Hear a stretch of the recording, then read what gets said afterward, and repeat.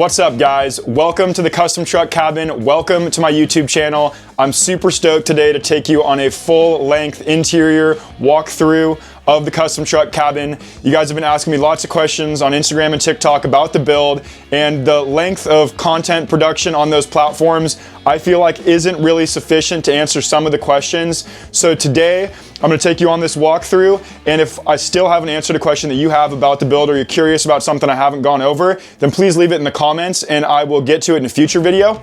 If you like the video, please like it, and if you want to follow along as I cross the country in the Custom Truck Cabin and live out of it full time, coming up here in a few days, I'm leaving. If you want to follow that journey, then go ahead and subscribe to the YouTube channel. I'm super stoked, guys. I'm going to get up to lots of fun shit, meet lots of cool people, and do lots of cool things. So I appreciate all the support so far very much. And yeah, guys, let's get started with the walkthrough. Okay, guys, so welcome to the Custom Truck Cabin. What I'm going to do for this walkthrough video is just start here at the door and go in a clockwise direction all the way around the cabin and just explain everything for you. So on the back of the door here, I have a couple beautiful works of the written word. So we have an epic poem here by Teddy Roosevelt. I have a wisdom statement by the Dalai Lama. And I have one of my favorite pictures of all time. Lucky dude. Survived this situation. I'll get into that story in the future and why that's one of my favorite pictures. But it's a good set of things to see before leaving the house, the cabin for the day. To the right here, I have wood preparation tools, guys. So this is chopping and splitting axes, as well as a hatchet and a thicker tang machete. The machete is not really used for like weed whacking, but it is quicker, obviously, and has a wider cutting edge than a hatchet or an axe. So if I do need to clear a trail or something, I do bring this machete. If I need to chop something up, I use the axe, and if I need to split larger pieces of wood, I will use the splitting axe. The hatchet is what I use for the most part for wood preparation that fits in the wood fire stove over here. But yeah, I'm gonna get to that in a second. So going down lower here, I have a couple spare fire knives. So I am a part-time fire dancer. It's mostly a hobby, but occasionally I do it professionally. And this is a fully wicked up fire knife. It's brand new wicked up. You can see the knife itself has definitely been used. I make these myself, but I just wicked this up freshly for my coming trip. I'm gonna be showing you guys some of my fire dancing skills as the trip goes on. So keep an eye out for that. But I always have one wicked ready to go. I actually have another one as well for my motorcycle. That's in my motorcycle storage system, which I'll show you later. But yeah, these are a couple spares here. Lots of space for other spares, but as of now, these are the only ones that I have here. So when you go a little bit further, we have the electrical system. So I'm gonna go ahead and open this up for you. All right. So guys, this is the solar system. So all of the electrical in the Custom Truck Cabin is exclusively solar. I have 4 200-watt panels on the roof wired in parallel. I have a 60 amp charge controller, a 2000-watt inverter here, and I have a 200 amp hour 12.8 volt battery right back here. All of this stuff is switched, engaged properly. I have fuses everywhere. I did not know how to do an electrical system, how to wire an electrical system before building this truck cabin. So for me, this was a very interesting, enjoyable, but also confusing endeavor. There's options that I considered, like the self-contained power bank boxes that you see sometimes. I have one of those, but the reason why I wanted to wire it up myself like this is so if I want to upgrade a specific component because I'm finding it insufficient or because something breaks, I can just replace that specific part of the system, whereas those self-contained units are expensive in entirety and you can't really work on them yourself. I enjoy working on things myself. I wanted to learn and have the option to upgrade, guys. So that's why the solar system is the way it is. I have lots of things wired in here. These switches can be turned individually on and off to run power to different aspects of the truck cabin. I have surround sound. You can probably see here. Yeah, surround sound everywhere. I also have an AC unit and a refrigerator that's underneath here that I run, as well as lights, all with just solar, guys. So yeah, anyway, I'll go ahead and show you all that as we do this walk around, but this is the first little electrical sourcing area here. So when we go down here, this is my trash toilet setup. I have a couple pairs of shoes and some paper towels there now too. But yeah, guys, this is my toilet. Obviously, this is a last ditch resort toilet. It's like a collapsible bag style toilet. Usually, if I'm in a place like I'm at right now, I'll just go outside and take a piss, you know? But obviously, if I gotta take a shit, then I have to have a more solid solution than that. And in a pinch, this is what I do. Obviously, it's not ideal. I usually try to find somewhere else that I can use the restroom, but it is important to have in mind if I'm like in a city or in a town and it's in a kind of emergency situation, it's really a good option to have on deck. What I did not want to do during this build was sacrifice floor space unnecessarily, because to me the thing that makes this build so special is not just the windows or the wood fire stove, which in my opinion are the most aesthetically pleasing parts about the build, but it's the fact that there's so much floor space. You know, being in the back of with a 12-foot flatbed on this truck and having all this room to walk around is worth not having an entire devoted toilet area. Some people may disagree. I have lived for months in the desert off of my motorcycle, and so to me, having like a fully plumbed restroom is not a necessity. I think it makes sense. It's a luxury, but to me, I mean, I've spent so much time just out in the wilderness with much less than this, that to me, it was obvious that this was a sufficient solution. So guys, let's keep going. We have right here, this is a table that I built. This is a table that I use. I usually sit on this bench here when I'm using the table. And yeah, the legs just pop out. I also use this table in this specific spot to keep these drawers closed, these dresser drawers. This is where I store my clothes. So in this one, I have, well, I'll go ahead and show you guys. So I take this little latch up and then I can just slide this table over. And here's the dressers, guys. So in this one, I have like motorcycle riding gear and nice jackets, warm weather, base layers, snow clothes, all that sort of stuff. And in the other section here, I just have my regular clothes. This is like jeans, socks, underwear, all that sort of stuff. When I go down here, these are my tools. So I have a box devoted to cordless battery power tools and a box devoted to like parts. So like this is like spare wires, clippers, like all these sorts of things, little guys. So that way if I need to work on anything in the custom truck cabin, or if I want to take a job, like take a commission job on the road to build, I can do that with the tools that I have on deck. So obviously this dresser was very specifically designed to fit those toolboxes. This is the subwoofer under here. Okay, actually I guess, yeah, it's important to like address this. So this is a mirror. I will get further into detail for myself as to why I think mirrors are so important, but not only does it serve to like help myself on my journey in like physique artistry. I'll be posting pics and stuff. I've been working out for a long time. It's one of my main passions. But also a long time ago, I spent 24 hours looking in the mirror. And I did realize at that time that probably the single simplest metric by which to gauge the direction, trajectory of my life, like how I feel about myself, is by looking in the mirror. If I'm truly deeply proud of that man, then life is good. Because he knows all of my secrets, like all the ways I've been taking shortcuts, been being lazy, been lacking in courage or whatever it may be, and spending extended periods of time with myself, legitimately looking at myself and sometimes talking to myself, as crazy as that may sound. It's like having a genuine conversation and reflection with my conscience. And so I believe it's incredibly important. Also, aesthetically, it does make the space feel bigger to have a big mirror. But guys, it's an important thing to have. Those are my thoughts on that. I'll break that down into further detail in future videos. Up here is a dollar bill. This was the first dollar that I ever earned fire dancing. And so to me, it resembles the initial support for the first like real variant of like art that I made and put out to the public. So for me, it means a lot. But yeah, that's the first dollar I ever earned. I keep it up there. These are my guitars. I hate to disappoint some of you, but I am not a good guitarist. It's a hobby that I'm learning. I have an amp over here, that little mini amp. for the electric guitar, but this is like one of those crafts that I've always thought it would be cool to be really good at, but I'm not. And that's okay.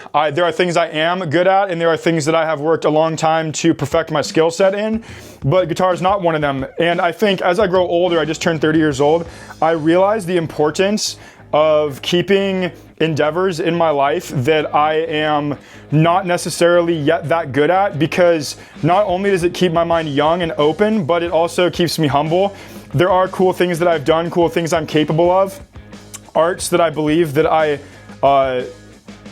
perform well in or whatever, or produce good products in that field, but there is also so much more I do not know, so many arts and hobbies I am not good at, and if I want to be good at them, it is never too late to start. And yeah, so anyway, that's why I keep the guitars around. I don't play them as much as I should, but they're there. And everything in this custom truck cabin is really thought out. There is absolutely nothing in here that I do not need or love. One of my uncles a long time ago, when he was moving into a new place, he said, don't take anything through the front door that you don't need or love. And yeah, so here we are. All this stuff is important. It's either useful or necessary, or sorry, useful, or it's something that I love. So I'm gonna go ahead and put this table back real quick. All right, so over here, this is my cooking area, my water area. This is like food and water, guys. So under here is where I have the storage for my little gas or the pot holders and the gas diffusers for the gas stove. I have a propane gas stove that comes out of the wall right here. And yeah, so anyway, this is wired to a propane tank that sits underneath this little step-up section. If I take this foldable chair out, you can see the turn-on valve for the gas. So that's where I turn my my propane on. When I come back up here, of course, I can not travel with this down.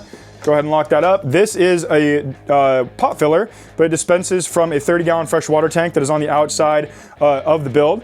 And up here is the water pump itself, so I can service it if anything goes wrong.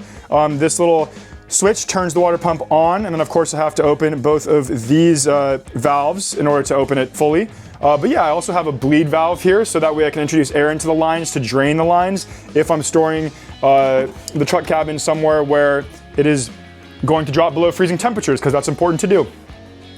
Up here is a clothesline. So this goes all the way across to the other side. If my clothes get really wet or need to dry things off, I have a crank in here.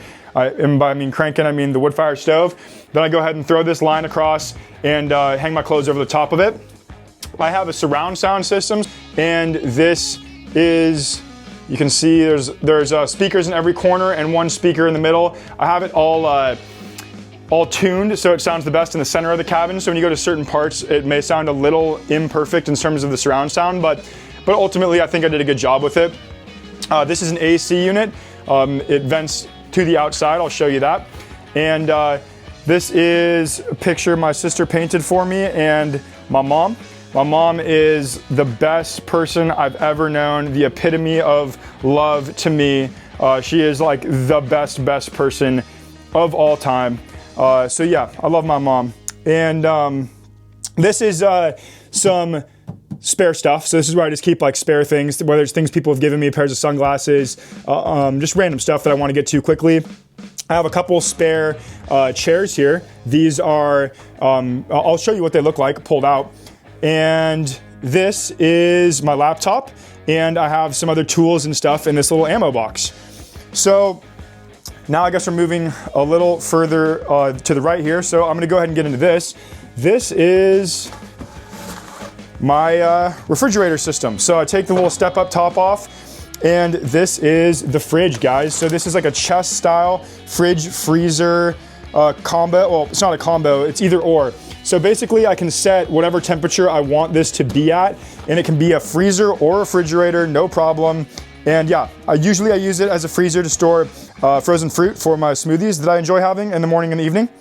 Back here is dry food. Right now that's just top ramen, and there's some TVP, that's textured vegetable protein. This is foods that store well when they're dry, and they store for a long duration, and they're light. I also take them on my motorcycle and or backpacking. There's usually protein powder back there too, but I do not have it in there today. So I'm gonna go ahead and put this top back on. Okay, so walking further to the right here, we have my bookshelf. Some people critique how close it is to the wood fire stove. In my mind, it's far enough away. I've never had an issue with it. I've burned hundreds of fires in this wood stove and it's never been a problem. I do actually travel with all of this stuff unsecured. And funny enough, because of the tension of the way I pack it all, it doesn't come undone. Obviously it has before when I was less diligent about this, but there's lots of pressure. There's like no leeway in these books. They're sandwiched in there with pressure. So that's what I do. I know obviously it's not a perfect solution, but I mean, guys, like, you know, I'm continually trying to improve this space, but some things are just not as high on the priority list. These are some of the greatest books, not just of all time, but some of them are also my favorite books. So yeah, guys, I can really get into detail about some of these. They have changed my life. There's a couple in here I've not read that I keep on deck for when I do need to read. But a couple of them are like copies of books that mean so much to me that I need to keep them around purely to like look at them and remember the time in life when I read them or remember the person who gave them to me. So yeah, guys, books are really important. Over here I have my mini amp. I have a set of darts for that epic dartboard. Thank you, Mom. She gave that to me for one of my birthdays not too long ago. And yes, here we go. So this is the only silverware that I really have in this entire place is two wooden bowls and a pot that it's like a vegetable steamer or something like this, but to me, it's a pot because I don't have that much space on the burners. So I usually cook or like stir fry in this shallower pot and boil water and have pasta or something like this in this larger pot. Yeah, down here is a bunch of electrical cords, extra guitar strings, like a bunch of random stuff. And then this is like cleaning supplies, shampoo, conditioner, body wash, deodorant, floor cleaner, window cleaner, like all that sort of stuff. So yeah, so that's what's in that little space there. Of course, mandatory to have a fire extinguisher here in the corner, right next to the wood fire stove, super important. This little section here, guys, is where I keep my wood shims. So I've been a carpenter for a few years now. And so whenever you just have extra shims, I just keep the spares or keep the parts that I cut off and I save them for kindling. And so I'll use the hatchet that's over here on the wall and I'll go ahead and just break up little pieces and throw them in the stove here. So this is the Cubic mini wood stove, guys. This is the Grizzly model. So this is the bigger of two wood stoves that they make. It is a phenomenal wood stove. Really, I could not rave higher about it. It warms the space up remarkably quickly. When it's like 15, 20 degrees outside, it'll be 70 degrees in here in under an hour, no problem. I'm not exaggerating. I know some people think that, oh, with all these windows, bro, there's no way that you have, you know, that you can retain any thermal. There's no way, but dude, I'm telling you that this place gets hot and stays hot. And it's largely part to this wood stove. This is the only method of heating that I do have in the custom truck cabin, and it is plenty sufficient, guys. So yeah, that's the wood stove. I'll show you underneath here is where I have my firewood storage. So I'm gonna go ahead and show you that in a second. But before I do, I cannot ignore these two pictures. These are two of my favorite photos of all time. Thich Quang Duc here, Vietnamese monk in an act of self-immolation. And the other face of God, guys, Alan Watts. So these two photos represent the two choices, the two divine paths in life. They're both immensely powerful teachers to me.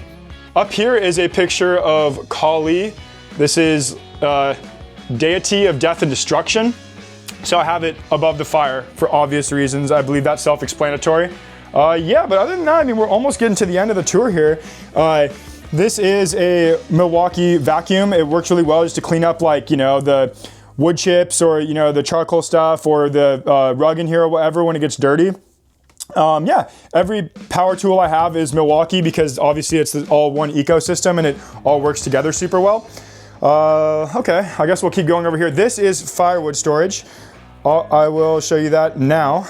So under here, when you take this little top off here, I have my firewood. And so this section here holds about 3 bundles of firewood bought from a store and cut in half with a battery powered chainsaw. That's usually how I do it. So those plastic bound or like twine bound bundles, I'll buy a few of those, I'll cut them in half with a battery powered chainsaw that I have stored under this section here, I'll get to in a moment. And then I hatchet them individually to make the wood for the wood fire stove. But yeah, guys, that's my firewood storage there.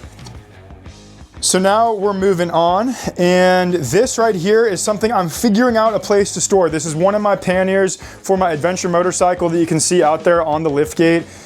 But yeah, anyway, I mean, I'll figure out where to store that in the future. For now, it's just sitting here. Under this little area here is where I have my skill saw, tape measure, all of my Milwaukee batteries. I have blinds and shades for the cabin.